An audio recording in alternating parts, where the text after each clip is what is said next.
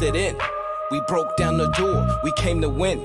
TLA Season 4, it's a whole new game. We the agents of change, whole new scope with a whole new range. It didn't exist, so we built our own lane. We all knew the risk, it's a cold ass game. But first and foremost, we reppin' the fans because we nothing but fans living out our dreams. Crossing the pond with these 32 teams. There's only one road and there's only 5 kings.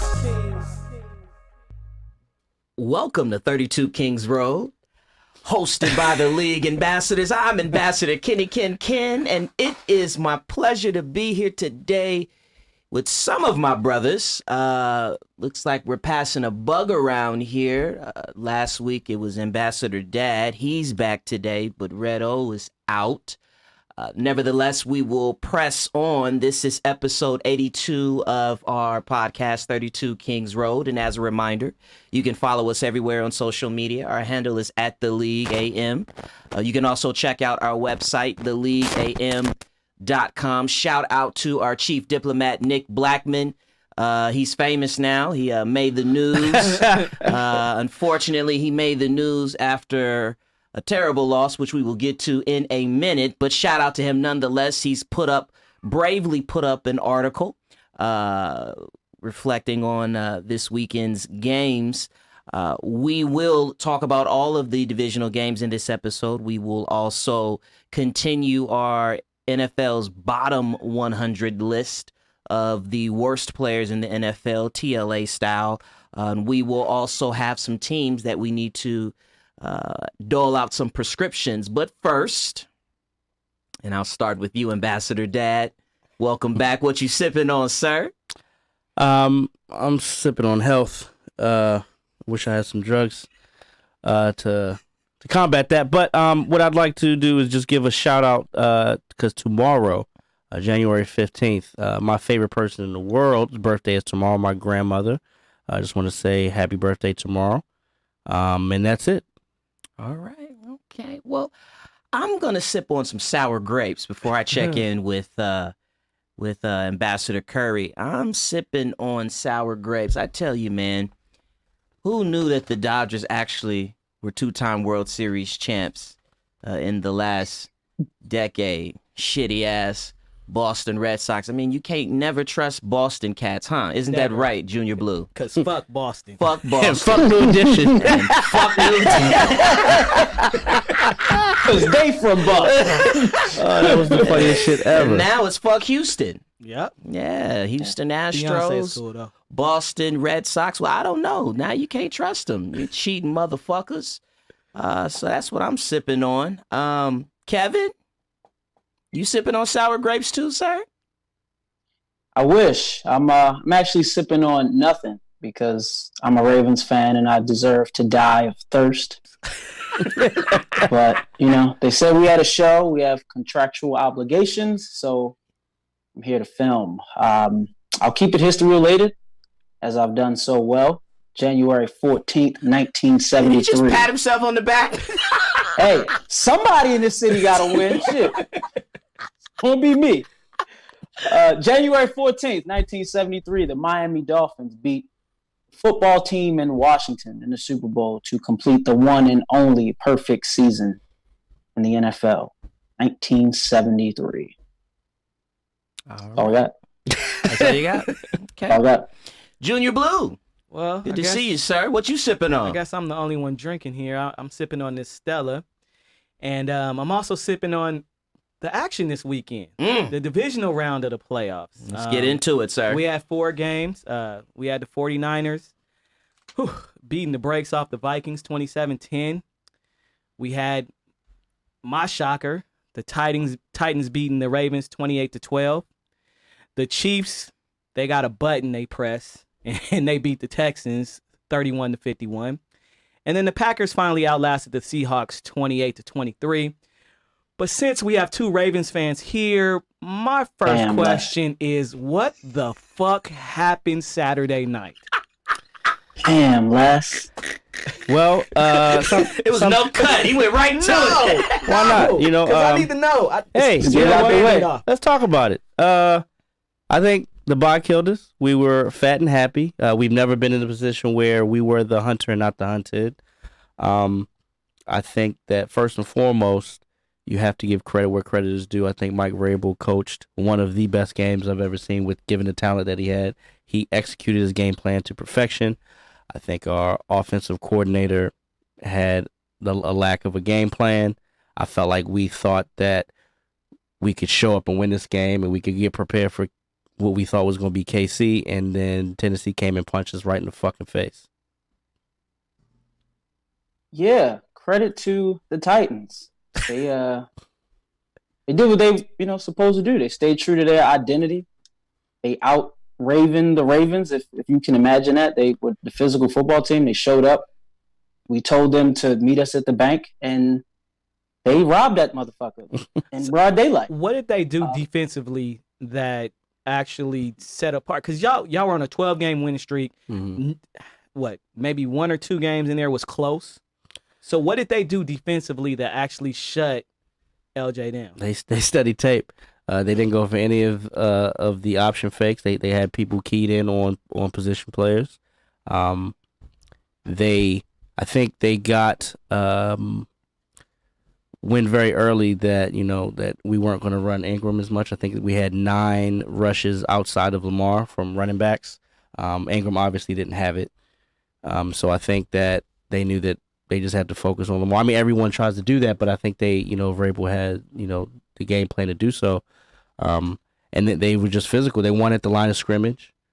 We were committing penalties on the line that we hadn't done all year. Marshall Yonda, probably future Hall of Famer, didn't have a penalty all year. Had a couple penalties in the game, and I think it just comes down to not being prepared for the funk. I think if you want to draw a comparison, it's kind of like when Tyson fought Douglas, knowing the next fight was Holyfield, and take away the Robin Gibbons and all that shit. But like he walked in thinking like, oh, I'm gonna knock this bum out, and then Buster Douglas had other plans that night, and the rest is history.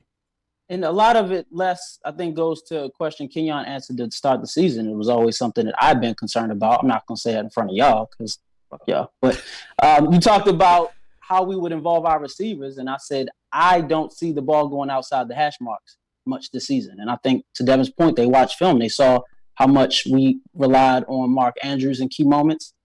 He didn't seem to be 100%, but regardless, the point that I've been making all season is you have to have a secondary punch, and we didn't have that. But I don't think we didn't just lose. Like, it's one thing if we lost a close game or whatever happened. Like, in my opinion, we choked. Just flat out. John Harbaugh coached probably the worst game I've ever seen him coach in the 12, 13 years he's been here. We had 8 drives finished inside Tennessee's 40, and we finished with 12 points. And we didn't show resolve at all. Lamar's body language, he looked flustered. Leadership didn't step up. We weren't able to adjust. And 8 drops. A shit ton of drops. We couldn't, like you mentioned, Kansas City flipping that switch or just having that resolve to man the ship. We didn't do that. And I love what we have. Regular season was great, but like I've been saying to Devin all year, you could have the 12 Pro Bowlers, the MVPs, the regular season awards, all that shit. To me, home field advantage, to me, that shit didn't matter. It doesn't matter because this time of year, you have to be able to play a different type of football because the great teams are going to take away your plan A. So you have to have a plan B. And we talked about this. Other critics have talked about what this team would look like when Lamar wasn't going or we had a rough start or got behind 7 to 10 points. How will we respond? And Devin brought up the boxing reference to me, and credit Bill Simmons. He actually said this, but I wrote it down during the game. This season reminded me a lot of that Rockets-Warriors season, a playoff series a couple years ago when Golden State's threes weren't dropping. They were able to, all right, let's take a step back. We're going to run our motion offense. We're going to go inside out. We're going to strap up on defense to then create offense on the fast break. The Rockets, just kept shooting threes. And that's what it looked like for us. We didn't plan on our plan A not working. And this time of year in January, you get exposed. And that's what happened to us. And although I don't think it's fair, I think that moving forward, the narrative on Lamar Jackson is going to be, well, can he do it in the playoffs? Because we've seen a great regular season, but we've had back-to-back home playoff games where he didn't play well. And not to single him out, I think this was just a team loss or organizational loss because you don't adapt to what you need to do in January. It's the same thing I've said about Joe Flacco.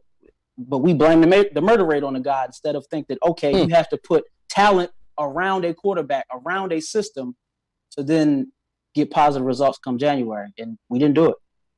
Okay, well, we had the 49ers. You guys feel better? Hey. Did you get it out? You had to get it out. You got it out. Let's move on. Fuck that. Let's move on. You had the 49ers. They handled the Vikings. It wasn't really close. My question to you guys is the 49ers the best team remaining? I would have to say that they are the best team remaining in the NFC. Okay. They were well prepared for Minnesota. I think the question, and I said it last week's show that they had to answer, was were they going to be able to stop the run? Because typically an aggressive defensive front, you can run on them.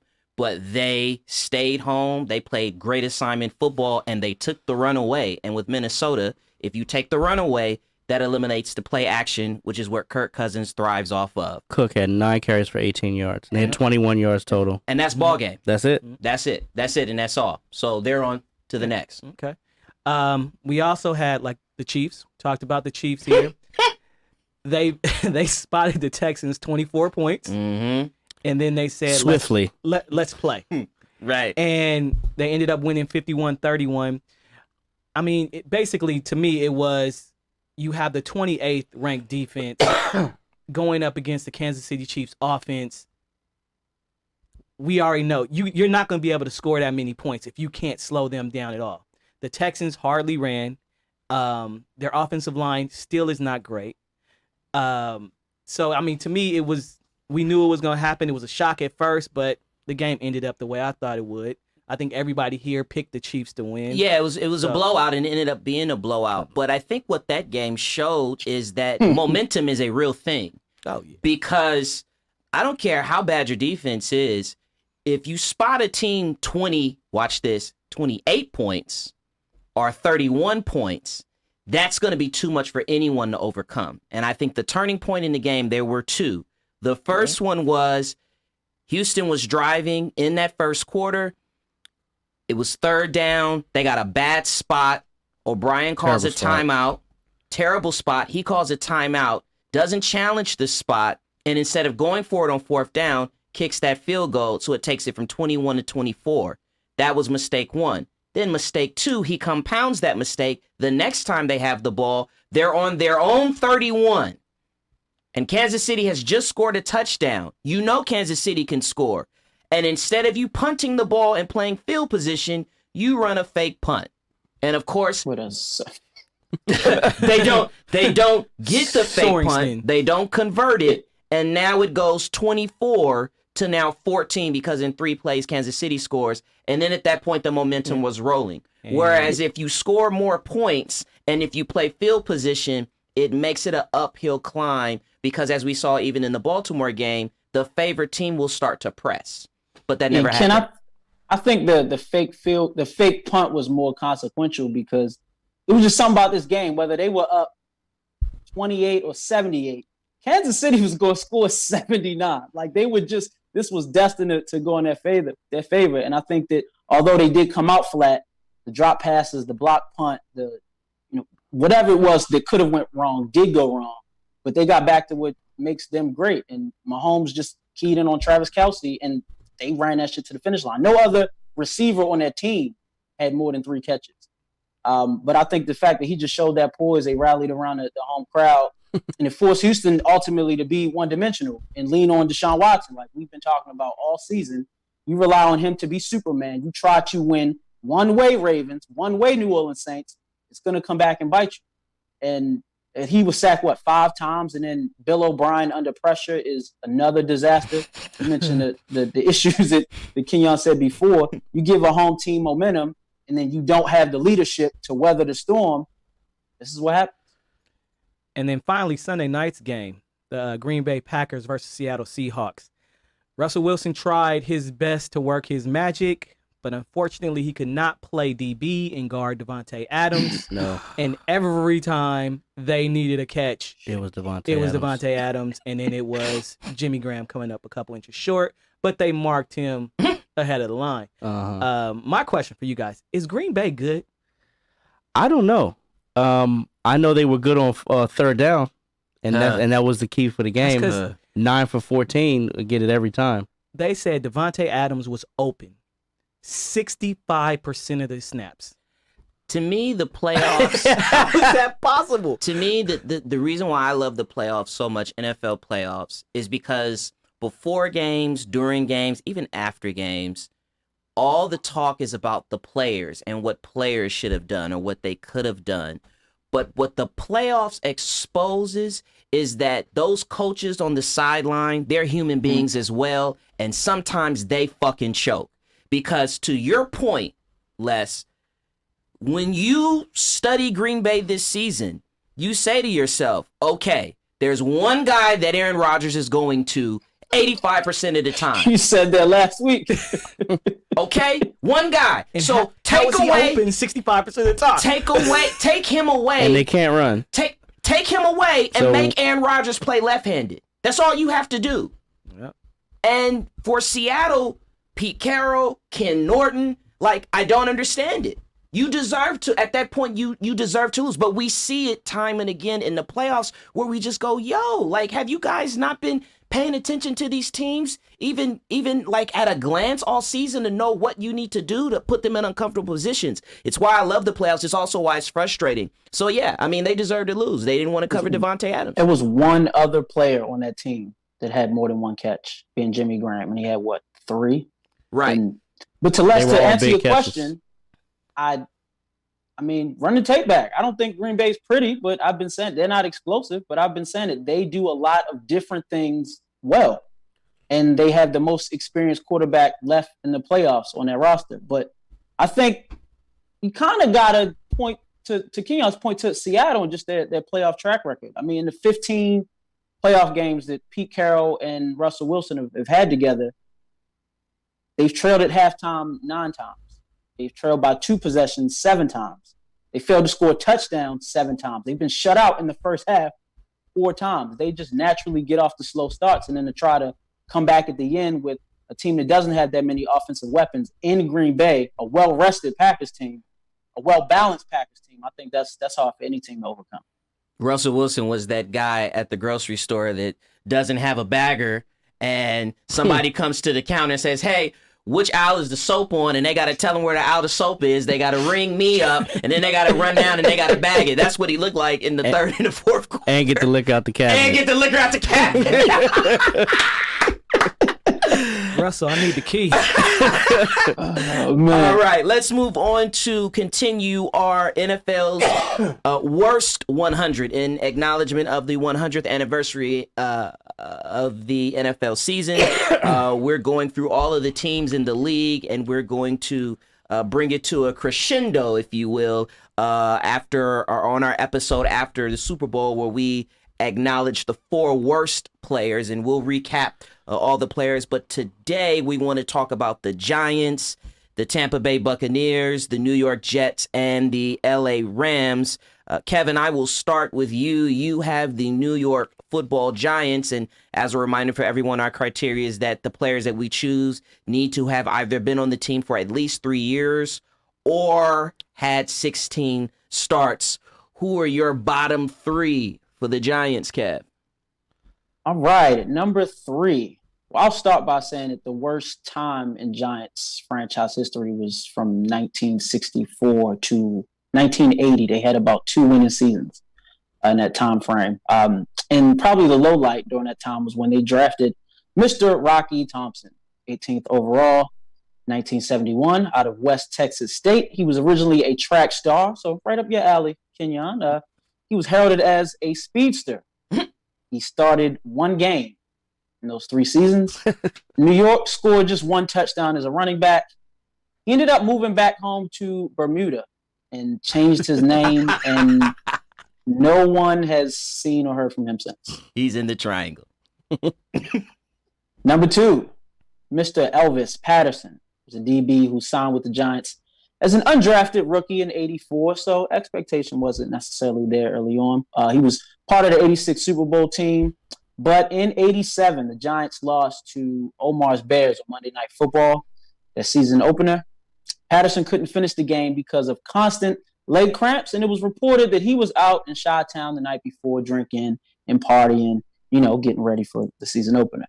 Bill Parcells decided to waive Patterson the very next day, and I did find an article back then in good old '87, but not before Parcells affectionately nicknamed Mr. Elvis Patterson Toast for obvious reasons. DBs that can't cover get toasted and roasted. And number one, the worst player in New York Giants history is none other than Mr. Cedric Jones, who was a first-round pick in 1996, fifth overall defensive end from Oklahoma. Head coach Dan Reeves wanted to go defense, pair someone with Michael Strahan. And in draft prep, coaches. In draft prep, the Giants had their top 4 guys they wanted to target in that draft, which was Keyshawn Johnson, Kevin Hardy, Simeon Rice, Jonathan Ogden. Simeon Rice was their priority. Ogden was the best player that they had. Obviously, ended up going to the Ravens. Now, remember, the Giants had the 5th pick. I gave you 4 names. So they only scouted those 4 names. So when it came up to the 5th pick, and all 4 of those guys were off the board. They played pin to tail on a donkey. They didn't have any research with any players. So Best available. Mel Kiper's best available is Cedric Jones out of Oklahoma. And look, he started just 35 games. He didn't get a sack there until his 3rd season. And he was out of the league after his 5th year. But to make matters worse, the names that they could have drafted, a guy named Eddie George. Oh, my God. Mr. He who shall not be named, Harvin Marison, who after what we saw today, that Kaiser Sose Kevin Spacey shit.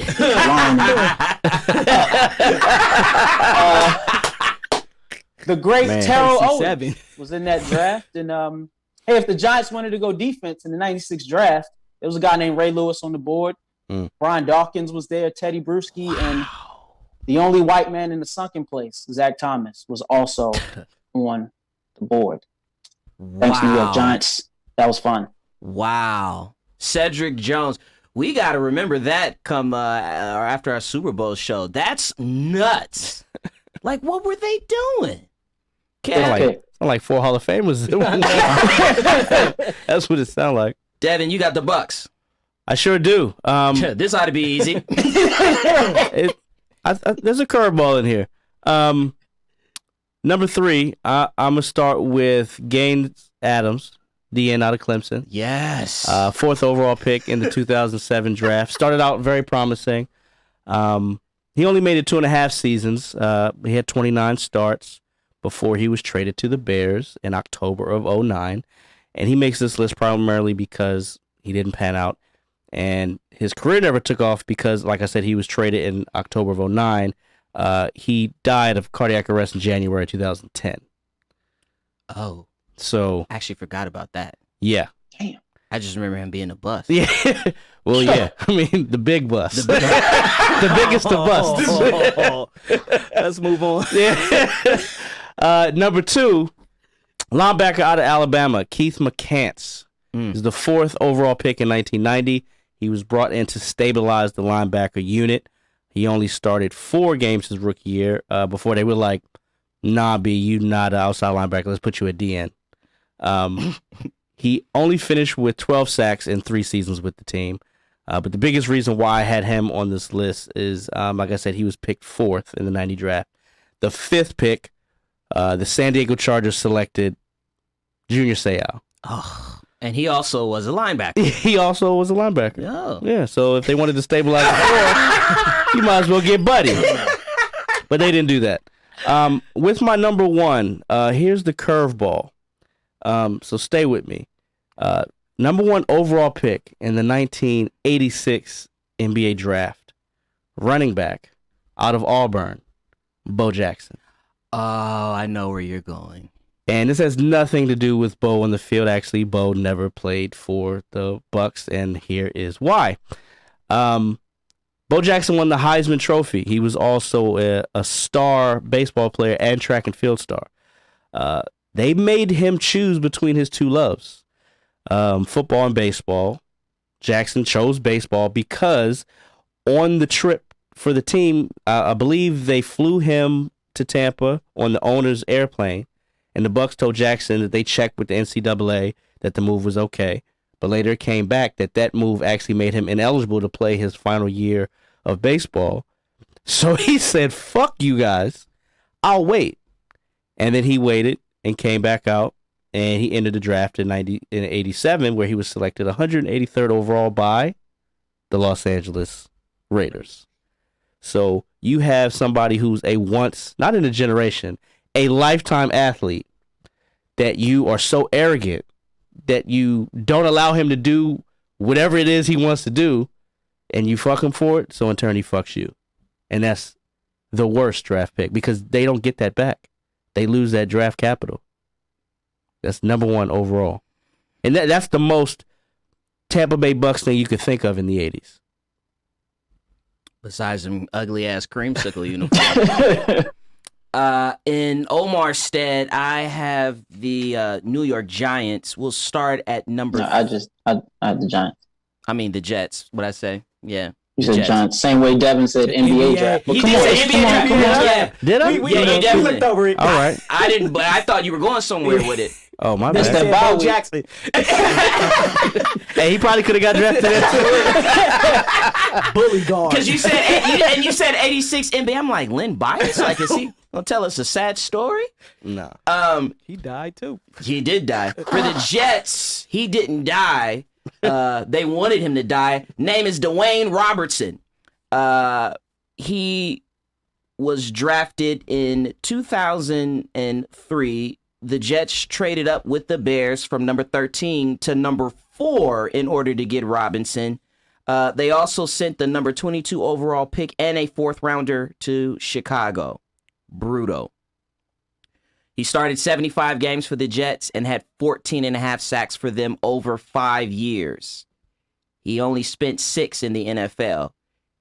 He had a chronic knee issue that they knew about, and they still took him and traded up tremendous draft capital to get him.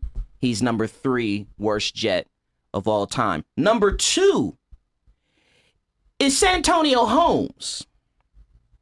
It should have been a warning sign in 2010 when Pittsburgh was willing to only take a 5th rounder when they traded for Santonio Holmes. When he became a free agent in 2011, after having a decent 2010 season, the Jets decided to offer him a 5-year, $45 million deal with $24 million in guarantees.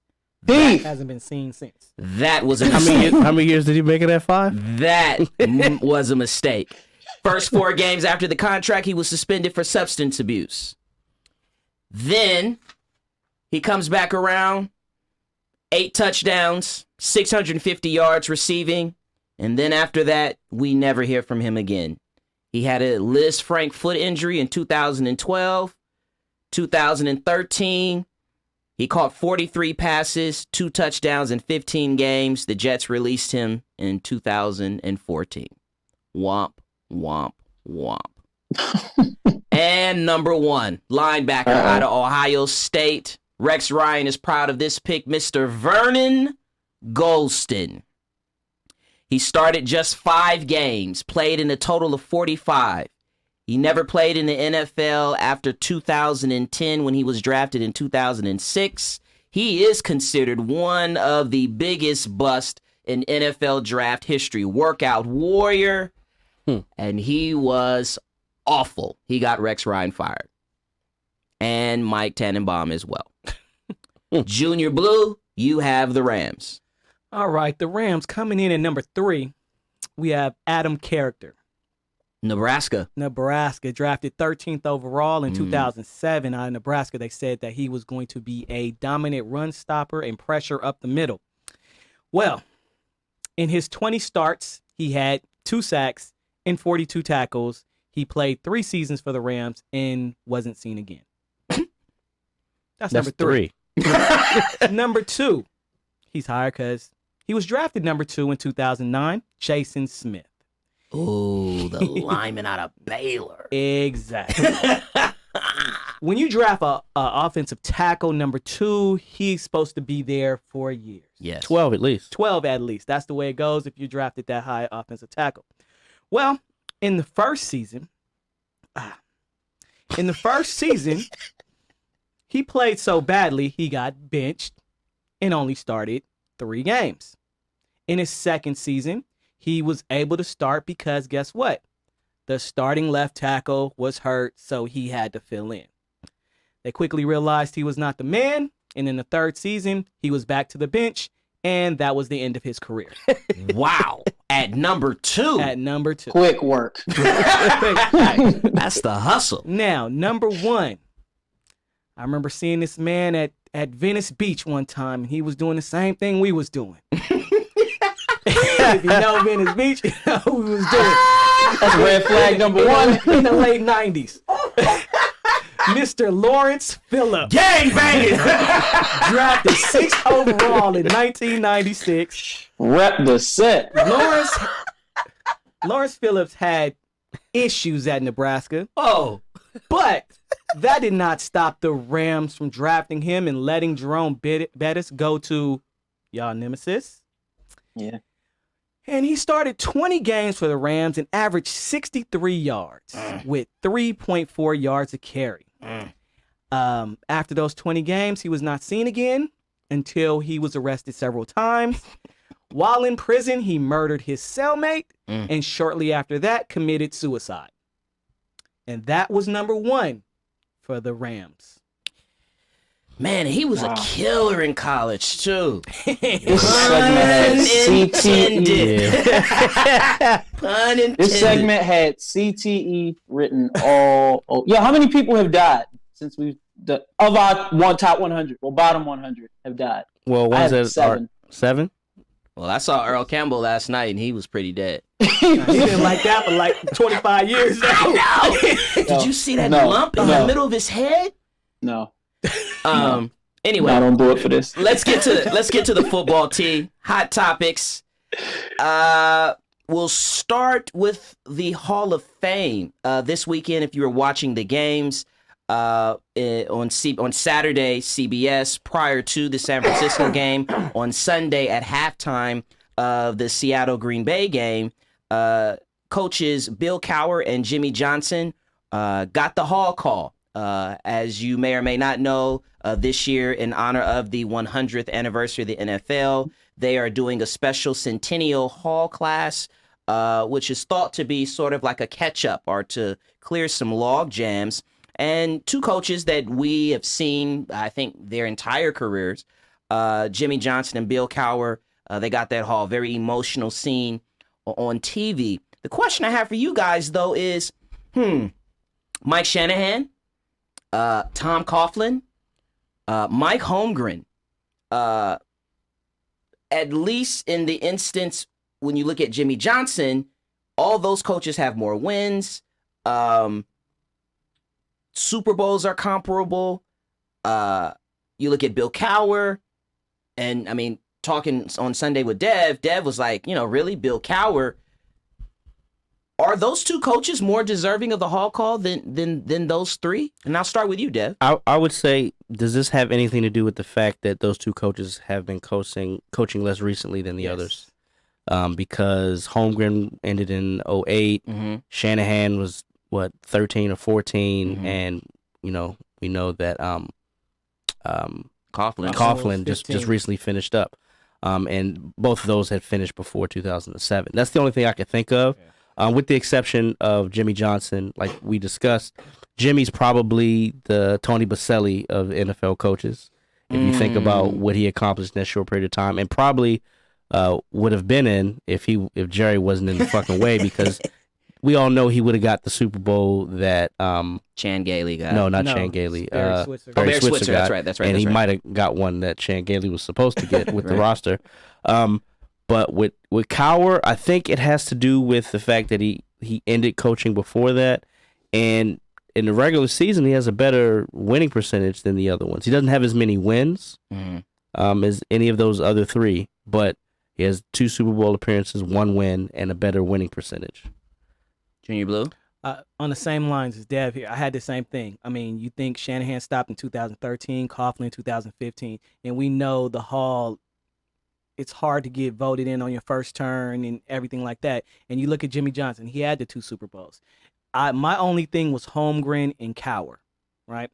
But Cowher had a 62% winning percentage to Holmgren's 59. Cowher coached 15 years, Holmgren coached 17 years, and there was like a 8-game difference in wins. How many coaches have come from the Mike Holmgren tree, though?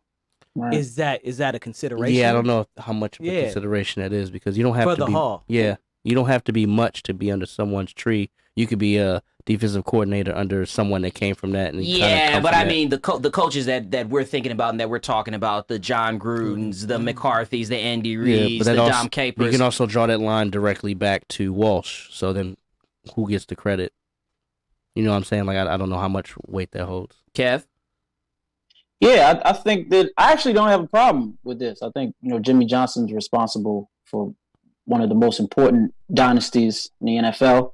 Bill Cowher has been the model of consistency. I think he's one of the most consistent coaches just for his career, what he was able to accomplish over his career. And comparing to the other guys, specifically Shanahan and Coughlin, I think that, to your point, time has favored Jimmy Johnson and Bill Cowher because as far as Shanahan and Coughlin goes, I think they have had as many troubled years as they've had good ones. And I think to a certain extent to where they've been more recently, they've kind of worn out their welcome. Whereas to Jimmy Johnson and Bill Cowher laughing with the TV, that personalities and people love and respect. Tom Coughlin is kind of still caught up in the mix. He's not coaching, but he's still caught up in the mix as someone in the front office. And Shanahan had that stint in Washington, which we all want to forget. So I think Tom has just been on their side. Let's not forget with Shanahan. After the 2 Super Bowls, he was living off those Super Bowls in Denver forever. He fucking ruined RG3, and the 2 Super Bowls he got, he had John Elway and Gary Kubiak calling plays. Ever since Kubiak was gone, this shit kind of fell off. All right. Last night, we had the national title game. The LSU Tigers absolutely throttled the Clemson Tigers in the Sugar Bowl, also national title game. I believe the score was 45 to 20. It was like a 17 something. 26, 45, 26, something like that. What were you most impressed with? What's your takeaway, your biggest takeaway coming out of that game, Junior Blue? Well, I thought LSU was going to blow them out. So there was 2 things. Early in the game, Clemson's defense, Isaiah Simmons, who hopefully the Raiders draft with the number 12 pick, was pretty dominant. He was in the backfield. He was covering their tight ends. He was doing everything. They were able to stop them the first 3 drives, which nobody had done all season, really. But what impressed me the most was Coach O changing his game plan and changed how he did what he was doing in order to stall out what the Clemson defense was doing early on in the game. Because as soon as they started going to the tight ends, that loosened up all the blitzing up the middle. Yep. Once that loosened up the blitzing up the middle, it gave them more time. And all of a sudden, we saw the draft stock of Fulton and the other corner. Stingley. No. Oh, you're talking about Clemson. Terrell. Yeah, Terrell. Once Terrell and Fulton's draft stock plummeted because they were getting beat on the outside every single play because he had time. So it was the over the middle with Moss that stopped the blitzes, and then all of a sudden the outside receivers started. Jefferson and Weston, they just got open. It was also the ground game of Burrow and 22 that's got like 7 different last names. Yeah. That loosen up against that 3-man front. What's your takeaway, Dev? I think that once again, it always winds up being right in the end. I think that they got the college playoff thing right. The best 2 teams played, regardless of having Ohio State being ranked number 2. Yep. It showed early that it was a competitive game. It also showed that that LSU that's one of the best like rosters Yes. ever put together. I mean, this is premature. We may be talking about them in the same way we talked about the 2001 or 2002 Miami Hurricanes. They just had people that's going to play on Sunday all over the place. Burrow is not going to have those weapons next year in Cincinnati for damn sure. Nope. So I hope that he enjoyed every single last bit of that. He's the Kev? King of Louisiana. Yeah, to Dev's point, I think LSU just had too many weapons. It was great to see a team like that just go out there and just and live up to expectations. But for me, it goes back to That was his Issa Rae. Yeah. Congratulations to those men. those guys. It takes me back to what I said last week. It was great to see Lawrence and Burrows go at it like that. I mean, they were making Sunday throws, Sunday plays when the pocket. Sometimes the pocket would collapse and they would hang in there and make a throw downfield, or they had to improvise and make a play. They could both get out the pocket, both run downfield. It'd be great to see those guys, on the next level. I think at the end of the day, it just depends on who drafts them, because we've seen teams fuck up talented quarterbacks before. Have you guys ever seen an overthrow stat? During last night's game, they had a stat for Lawrence where he, at the bottom of the screen, had 13 overthrows. This is during the game. Really? He had 13 overthrows, so he looked rattled to me. To that point also, and I saw it last night, I don't know if it's his floor or if it's his ceiling, but Trevor Lawrence smells a lot like Ryan Tannehill. Very tall, very athletic, very strong arm. To your point about the overthrows, when Tannehill, particularly when he was in Miami, it was a lot of that, a lot of overthrows, a lot of inaccuracy. Lawrence is more accurate.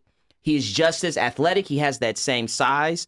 And, I think when he came on the scene, it was this whole thing, and I think it was because of the hair, the sunshine. He was a freshman, and there was all this, who does he remind you of? I think that's actually who he is. I think he's Tannehill with upside, and I think the downside is that right there, that he is Ryan Tannehill, and he's a little bit unrestrained and inaccurate. We'll see. He's coming back next year. I don't know what he does, because he was not great. He wasn't bad this year, but he wasn't great. He had wasn't Heisman the hype. expectations on him, and he didn't live up to that. So what's the so that'll be interesting to see. Well, what He's still going number one next year. Oh, absolutely. Yeah. I saw somebody said they was like, if I was him, I wouldn't even play next year. Like I would just take the year They're off. going to be back in the national title game again. Absolutely. Okay, let's get to our prescription for the sick ones. This will be the last week where we've got we're doing like the Hall of Fame. We're clearing the log jam here, so we've got some teams. We obviously will cover the teams that lost this weekend, with the exception of the Ravens. We'll save that for next week. Redo wants special dibs with that, but we've got the Colts, we've got the Bears, we've got the Steelers, the Texans, the Seahawks, and the Vikings. Junior Blue, you've got the Indianapolis Colts. How do they get better for next season? Well, look at it like this. The Colts were the 7th ranked rushing attack, but they had the 30th ranked passing attack. So they need some So serious you're looking at help. Jacoby Brissett? I'm looking at Brissett. Brissett was tossed in there at the beginning of the year, unexpectedly when Luck retired. He started off fast, and then I think he had like 14 touchdowns in the first 6 games. Mm-hmm. So he started off fast, and then he flamed out from there. Mm-hmm. So they really need to start thinking about their offensive weapons. T.Y. Hilton's getting older. He's getting injured every season, it seems like. They have Marlon Mack at running back, although he got injured. He's still a good running back. They averaged 133 yards a game. Mm-hmm. So my thing is, they really, and their defense is good. I think the fact that their offense struggled so much that it caused the defense to slip. Stay on the field. They stayed on the field too long. The defense slipped because you can't have short drives. You can't have drives that are 3 and out. Right. And what Brissett was doing was a lot of that. Yep. So what I would do to fix them is they would have to revamp their offense. They're picking 13th. They should have their choice between CeeDee Lamb, Henry Ruggs, T. Higgins. This is the most important part for them, though. They have $91 million in cap space. Say that number again. $91 million. So depending on how they want to do it, they can go out and try. I would love to see them get Teddy Bridgewater, have him go in there instead of Brissett. Mm-hmm. Then get a defensive tackle. Leonard Williams is a free agent. I would love to see them get him. And then add a cornerback, Chris Harris. That would still leave them with a huge chunk of money, especially if the contracts are done right. And if they were to get a wide receiver, let's say they got a wide receiver in the draft. Mm-hmm. Now you matched them with T.Y. Hilton. You matched them with the running back in the running game that they had, plus a competent quarterback who I don't think will fade like Teddy Bridgewater. And I think they're right back battling for the AFC South. You mean Jacoby Brissett fade? Yeah. Yeah. Percent fade. So, I mean, if you do those things, get your offense, the weapons, because I don't think you can last another season with T.Y. Hilton being your number one and Zach Pascal being your number two. Zach Pascal, Being yeah. number two receiver. Yeah. You can't do that and expect to run up against teams with defenses like the Titans and teams who can score like the Texans. Another spot where AJ Green will look really nice in Indianapolis. Kev, you've got the Chicago Bears. Talk to me. I do, and I kind of wish. Kind of glad Omar's not here for the segment, because we're going to be honest. Chicago Bears need O-line help, specifically a guard and a tackle. Can't stress that enough. Got to be able to block, especially in that division. Playing against the Packers, the Vikings front. Now, assuming Clinton Dix experiment is over, I think they have to decide if they either want to draft a safety or sign one in free agency who can play better next to Eddie Jackson, because those two just didn't quite pair well. The offense needs an identity, and that starts at the quarterback position. I don't care what Ryan Pace said about his dedication to Mitch Trubisky, because he also said the same thing about Mike Glennon and then went out and drafted Mitch Trubisky. They do have 2 second-round So that picks. should be a reason of hope then, right? Because I know when we heard Ryan Pace say he was committed to Trubisky, we started shitting on Omar off the rip. But you're giving him some hope. Well, this is Ryan Pace, and they also gave up 2 wonderful quarterbacks. Well, decided against 2 wonderful quarterbacks to then draft this guy. So they have to, at some point, figure out if they either going to hitch their wagon to him or move on. But because I think they have 2 second-round picks, I think they could either use those 2 to try to package and trade up to, let's say, draft a quarterback. If not, you look at free agency to try to bring in somebody to compete with Mitch. Teddy would be a very expensive backup quarterback. He might command anywhere between 18 to 20 million. I don't know if you can afford to spend that. Andy Dalton is expected to be a free agent. He has that connection with Bill Lazor, who just signed as offensive coordinator from Cincinnati. But Dalton technically has 1 year left on his contract, so I think it would be cheaper for them to trade for him as opposed to assume he's going to get cut and try to sign him. Who would trade for Andy Dalton when you have a quarterback that you gave up the farm for? Or ultimately, they can decide, look, we got, 6 picks in this draft. They don't have a 3rd and a 4th because of the Khalil Mack trade. So either you cut bait with Trubisky, or you decide, all right, 5 of these 6 draft picks, we're going to be on offense. We're going to empty the tank, try to put everything we can around Mitch for this last year. And if it doesn't happen, Mitch is gone. Ryan Pace is gone. Omar's gone. Omar and Redo is gone. They're both you might have to pick another team. But I think if they decide this is the route they want to go, they're going to draft offensive heavy. They're going to try to put as many weapons around him so there literally is no excuse. Mitch does have ability, but you got to kind of channel that into some type of production. And this year is the fuck a walk for them. We're going to keep the penny pinching theme going here. I have the Pittsburgh Steelers, and in order for them to do anything in the offseason, they're going to need some government assistance. They have, as it stands right now, $4.8 million to spend in free agency. All right. They've got no first rounder, no third rounder. Why? Because they've got Minkah Fitzpatrick. It's tight in Pittsburgh. You've got 4 starters on your O-line that are over the age of 30. So here's what you got to do. Number 1, you've got to restructure Ben Roethlisberger's contract. I think he's slated to make $28 million. He got to give some money back. Yikes. Then you have to make some cuts. You got to say goodbye to Vance McDonald. That'll get you another $5 million. You got to say goodbye to Mark Barron. You don't even really need him. That'll get you another $5 million. You make these cuts, and you might be able to have a meeting with Bud Dupree, who you really need to re-sign. But Bud Dupree is going to command some money. I don't know what Pittsburgh's going to do, because they still do need a quarterback. They don't have a first rounder. They don't have a third rounder. Their first pick in the draft is at 50. And I've already talked about, you need help on the O-line because your linemen are getting old.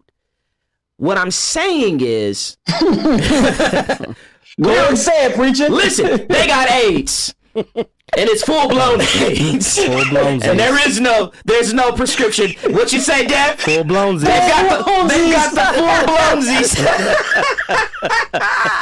Man. Dad, you got the Texans. Yeah, man.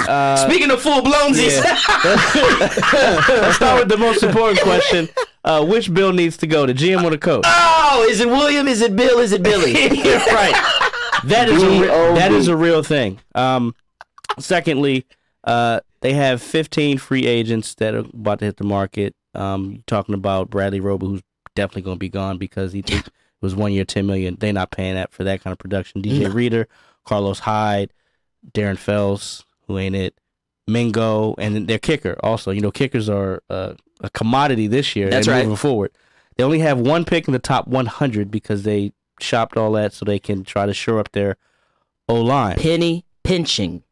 Yeah. Right now they only have 6 confirmed picks. They might get some compensatory based off some of the free agents that they lost, but it hasn't been slated yet what they're going to get.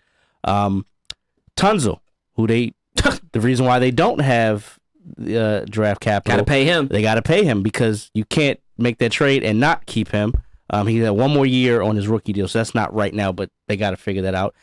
Deshaun Watson, got to pay him. You absolutely have to pay him, but he's good through 2021.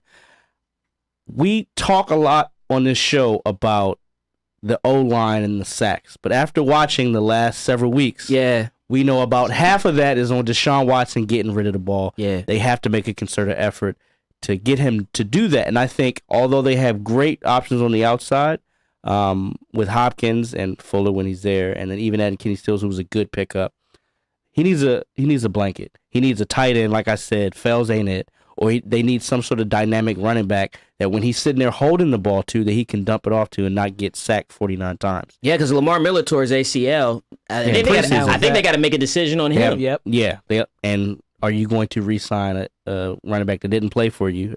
But you don't have no picks. So you don't have any can't. picks. So you can't be like, They have have that much money. They have about $60 million, I think. I thought. And Melvin Gordon's out there.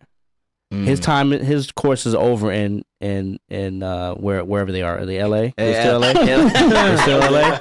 That might be a good fit. He needs to prove himself. They need somebody that can do something.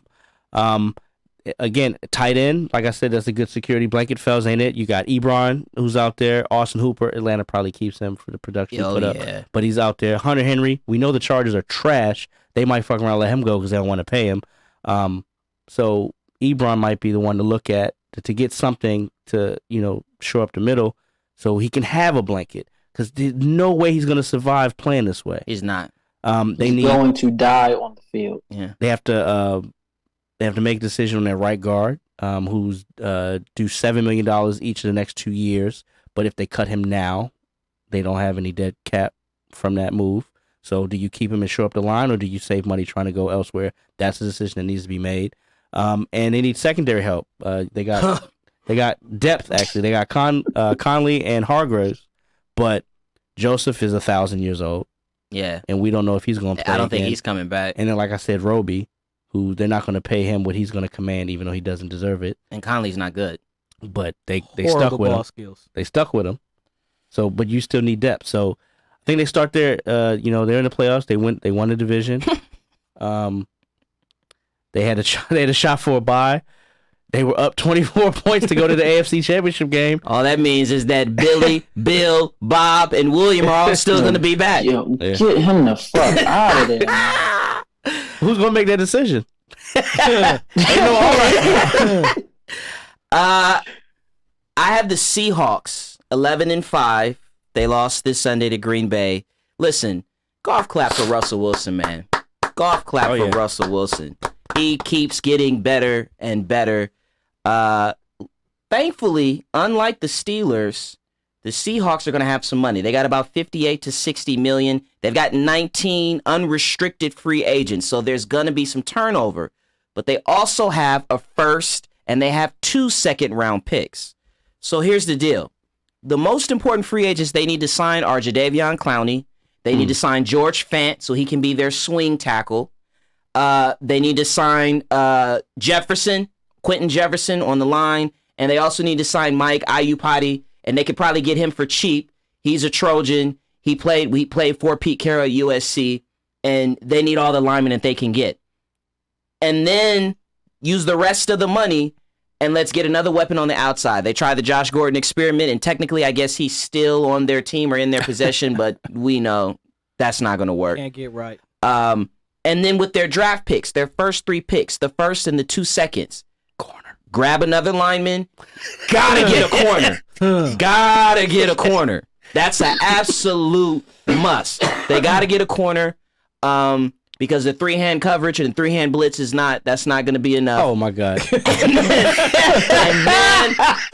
and then they need to get a tight end. And particularly with the tight end, because let Luke Wilson go, let Jacob Hollister go. Go get you a nice young tight end, cost controlled. There's 2 out there. Cole Kmet out of Notre Dame, 6'5", 250, got a lot of speed. Pass catching tight end, I think would be good. Or Bryson Hopkins.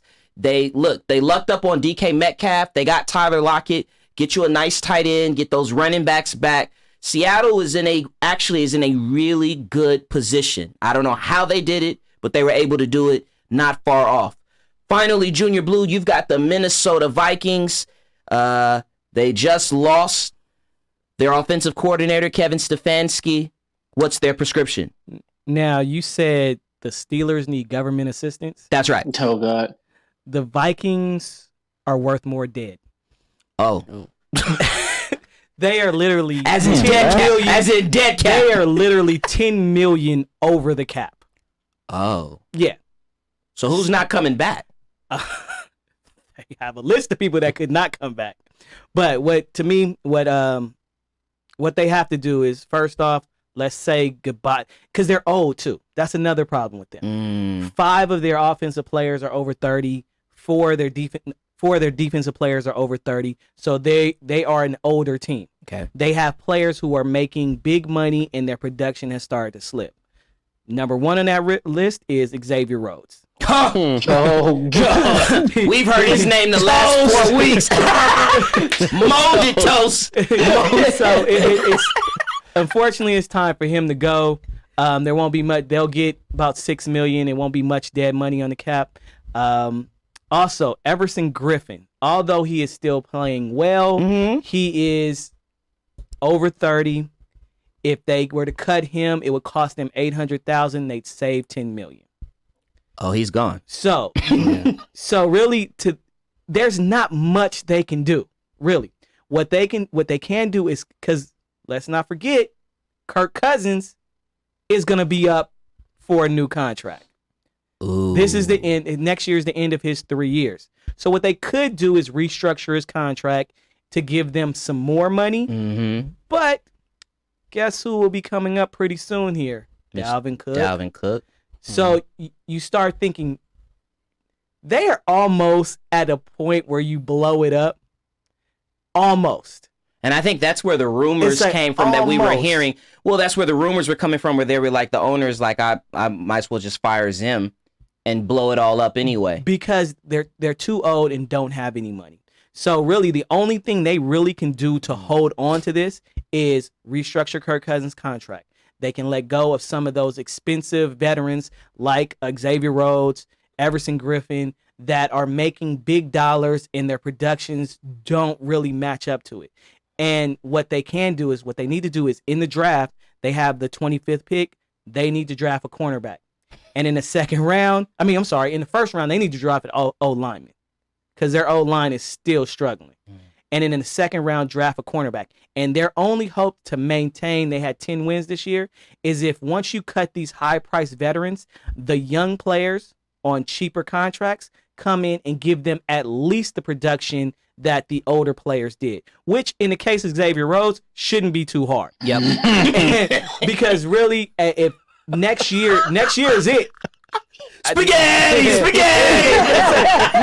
Next year is it. Next year is it for Minnesota. Once that happens, you have another. I think they have three more offensive starters that are 29, and then they have 2 more defensive starters that are 29. So that means next year, half your offense and half your defense, more than half your offense and defense, will be over the age of 30, and you're not going to win like that. And it's coming to an end. They could blow it up now, or they can blow it up next year. But it's gonna get blown up. I like the idea of restructuring. Your chickens. Yeah, I like the idea of restructuring Kirk Cousins though. They have to, because if they were, let's say they cut him, it's 31 million dead cap. So they got to restructure that in a way to where they actually. Well, and what they're going to do is they'll give him more years. Yeah, exactly. You get the security. You're going to trade Kick it down the can. Kick it down the can. All right. Well, before we get out of here, we've got one more weekend. I know the Baltimore boys, they could give 2 shits about this, but we are fans of professional American sports. We are fans of the NFL, even when our teams let us down. So we will cover the conference championships, and we'll start in the AFC. The questions will be the same for both matchups. We've got the Tennessee Titans carrying on the road show. They take it to Kansas City, where Pat Mahomes will be waiting for them. This is actually a rematch. Both games actually this weekend are rematches from the regular season. During the regular season, the Kansas City Chiefs, I believe it was week 6, Kansas City went to Nashville, played the Tennessee Titans. It was Mahomes' first game back after he had that scary injury from I believe it was the Thursday night game against Denver. And they lost to Tennessee 35-32. Week 10. So first question, biggest key to the game, and I'll start with you, Kev. What will be the biggest key to this game, Tennessee, Kansas City? My first question is, where the fuck is A.J. Brown? He's got, 2 catches, 14 yards in 2 playoff games. I think they have to get him going, but at the end of the day, we know what this is, man. We know what this is. The Titans, the girl in the club with the fat ass. We just can you shake it or can't you? Like this is who we are, and I think the Titans should try to do what the Ravens didn't do the first time they played the Chiefs in the regular season. Don't get cute. We know what you bring to the table. Run the ball 50 fucking times. I don't care what the score is. We running the ball, and if Kansas City can't stop it, then somehow the Titans will be in the Super Bowl. Dad? Yeah, I think they have the formula similar to what they did to us. They got to make them gag on it, run heavy, keep KC off the field.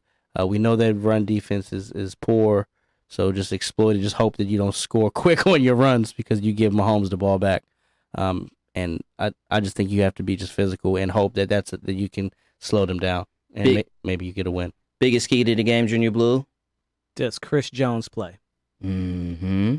Chris Jones is one of the best interior defensive linemen for the Chiefs or in the league, and they're going to need him for that battering ram that comes through, and for some reason, nobody can catch him from behind. So Spags likes to run the wide 9 defense, and with the wide 9 defense, they like to get up the field, which again, for a running team, is a no-no. Will Spags make the adjustment to stop Derrick Henry? I think the last 2 games versus the number 1 team in the league and the reigning Super Bowl champs will open up his fucking eyes that he better do something. We hope so. Next question. Who's your X factor for each team? I'll start. Tyrann Mathieu is the X factor for Kansas City because what I think you have to do that I didn't see Baltimore do, I don't think New England could do it. You have to walk that safety to the line of scrimmage, and that safety has to be the one to do outside contain. Why? Because where Derrick Henry gashes you is on the cutback. And everybody flows. Henry hits the cutback, and there's nobody but naked back home. The safeties can't play deep. They've got to come up to the line, They have to now be the ones to have the containment, especially in a wide 9 defense. Told Earl Thomas that 4 days ago. And then for the Tennessee Titans, I think the X factor is Arthur Smith, the offensive coordinator, because I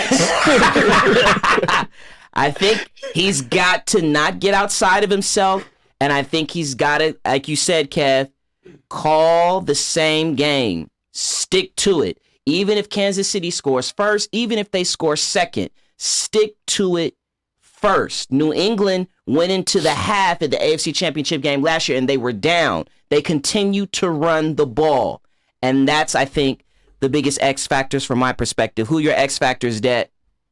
I would say for the Chiefs, it needs to be D Ford. He has to be able to hold the edge. D Ford? Yeah. Okay. In San Francisco, he's going to be the X factor? Oh, shit. I was like, It's that bye week. It's that bye week, baby. Yeah, bye week Russ. He was there last year, though. He That jumped was outside. He jumped like outside. Zion over there. He jumped outside last year. That's right. You know what? I'm a year late. Dad was hitting us with the Zion, just nodding off. Yeah, my bad. Yeah, just skip me. Keep it going. Yes, save your brother. Save your brother. Devin ready for confirmation bias. All right, so for me, for the Titans, is like I said, AJ Brown. They got to have some type of threat moving down the field. If they go throw the ball 14 times, throw it 13 times to AJ Brown. For Kansas City, for me, it's Mike Pennell, Derek Nandi, defensive tackles for the Chiefs. Hey, I know what's coming. Ass is getting shook. If you throw on the ones or not, we're going to find out. X factors, Junior Blue. To me, for the Titans, it's Adoree Jackson because they are going to scheme to get Kelsey out the game, and that's going to leave Tyreek Hill man up against somebody, right? Got to be Adoree. And I'm just saying. Good luck. And like I said, yeah, exactly. And like I said earlier, I think the X factor really is Chris Jones for Kansas City because he will help plug up the middle, and he's not going up the field. He wants to stop the run. So those are my two X factors. Stay with you, Junior Blue. Who's going to the Super Bowl from the AFC? Kansas City. Okay. You got a score? I think it's Kansas City 28-24. I think it's close. I don't think they pull away because they're able to run, but I think eventually the offense will get up on them, and then they will force Tannehill to throw, and I don't know if I trust that yet. Dad? Yeah, I agree. I think it's 31-21 though. They ain't getting 50. Nah. No, hell no. Nah. Kev? The Titans better not make it to the fucking Super Bowl. And I'm not saying it because they beat us. Hey, I respect them. I think that's how football should be played. But if the Titans end up in the Super Bowl, I'm not watching this shit. So I'm going Chiefs 28-18. I'm closer to you, Kev. I think there is a little bit of a gap. I just cannot imagine a third consecutive team not selling out to stop the run. And I think Kansas City, they learned the lesson from Baltimore. I mean, we talk about New England, but New England didn't have the horses. And I think that they have a game plan that nullifies Derrick Henry. And then I think if they do that, I think Kansas City wins. I like 28-17, something like that. Feels right. All right, I think the better game, and this will be interesting. We've got the San Francisco 49ers. Last tap him. Make sure you're up. Going against the Green Bay Packers. This is also a rematch. 37-8 was the score in that Sunday night massacre. And Green Bay was coming off of a bye when that happened. Biggest key to the game, and I'll start with you, Dad. Redeem yourself. I think the biggest key to this game is if the 49ers win the turnover battle. Okay. Jimmy G had a shaky pick to start that game. He wanted to do it. He wanted to. The reason why I say that is because we know what they need to do. It's very simple what the 49ers need to do and how they need to play and how they need to attack on offense. You have a good defense. clearly they beat the shit out of them last time that they played. Run the ball, make the right throws. If you win the turnover battle, you'll stay ahead of that and you'll win the game. Okay. Junior Blue? Honestly, I don't think the Packers have a chance because they're not that good, but their offensive line. In that game, week 12 it was, their offensive line got destroyed. So if their offensive line doesn't play better, it's going to be the same exact thing. Listen, I think the biggest key to the game, I think, is two. I think that all the pressure is on Matt LaFleur, and that probably will be the reason why they're going to lose. But I think you've got to go tempo with Aaron Rodgers, and you have to run the fucking ball. I don't know how you come off of again, I've been saying it. Listen, and here's the thing. It was easier for San Francisco to prepare for Minnesota because they know play action was everything for them. So they had to stop the run. Aaron Rodgers is coming in. Aaron Rodgers has a chance to go to the Super Bowl. You should be expecting to tee off. You had, 8 sacks against him the first game. This is the game where you lead with Aaron Jones, and every time you get a first down, let's go tempo. Keep that defense on the field. Get them tired. I think that's got to be the biggest key to the game for the Packers to have any sort of a shot. Kev? I completely agree with you, Kenyon. With San Fran, it goes back to what I thought about the game last week. I think they are a more balanced version of the Packers. But I think the difference is that one team has Aaron Rodgers, the other has Jimmy G. No knock to Jimmy G, but, man, this may be the last chance Aaron Rodgers gets to the Super Bowl. It's going to be nice weather. It's against the 49ers, a team he obviously holds some animosity towards. I think the Packers beat him, man. I'll stay with you, Kevin. Give me your 2 X factors. It's Nick Bosa for the 49ers, and it's Darius Smith for the Packers. Whoever has the better game. In terms of pass rush and getting pressure on the quarterback, I think they will just flat out determine. Because you get pressure on Jimmy G, we see what he can be. And if you lock down Aaron Rodgers or make him move around and get him off his spots on the road, they might struggle. So I think it comes down to the pass rush and those 2 guys. Junior Blue? I got Alan Lazard because I cannot imagine the 49ers leaving Devontae Adams open or Jimmy Graham open the way he was against the Seahawks. So there's going to be another receiver that has to step up, and Lazard is next up, I guess. Geronimo Allison, and then Nick Bosa. Basically because, like I said, the biggest thing is their offensive line versus the defense line. So it could be Bosa, D Ford. There you go, Dan. It could be either one of them. That'll be the X factor. Dan, maybe your notes got crossed up, and maybe D Ford was your X factor for this game, huh? Yeah. Yeah. We'll roll with that. We'll roll with that. But what I'll say is it's for both teams. It's the 2 Jimmys. Like I said, it's Jimmy G. Be a game manager. Don't turn the ball over. And it's Jimmy Graham for the same reason that we saw last week.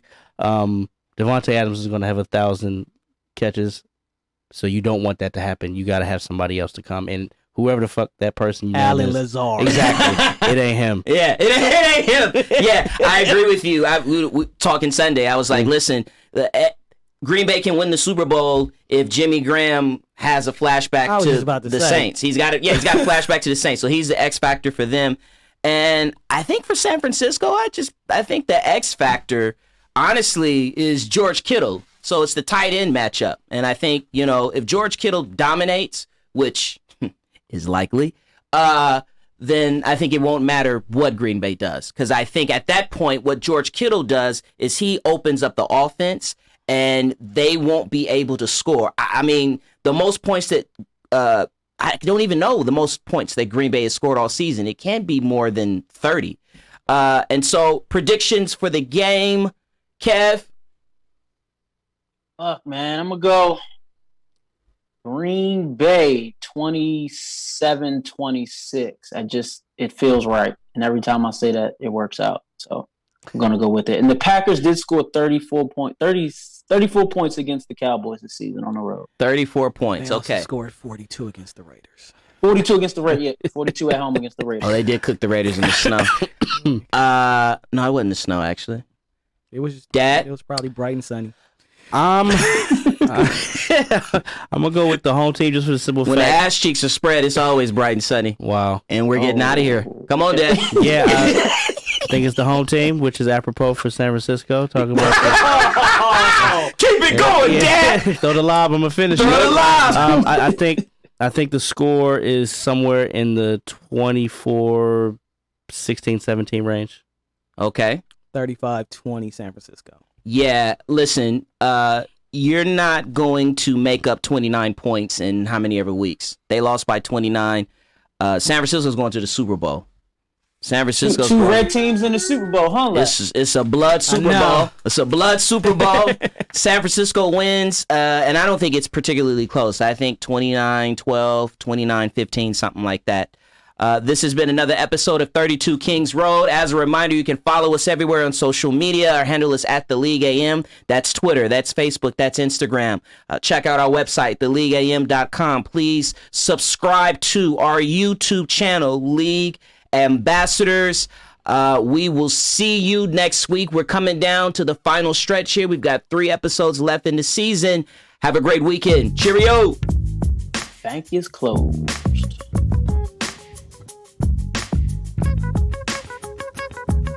We busted in, we broke down the door, we came to win. TLA season 4, it's a whole new game. We the agents of change, whole new scope with a whole new range. It didn't exist, so we built our own lane. We all knew the risk, it's a cold ass game. But first and foremost, we reppin' the fans because we nothing but fans living out our dreams. Crossing the pond with these 32 teams. There's only one road and there's only 5 kings.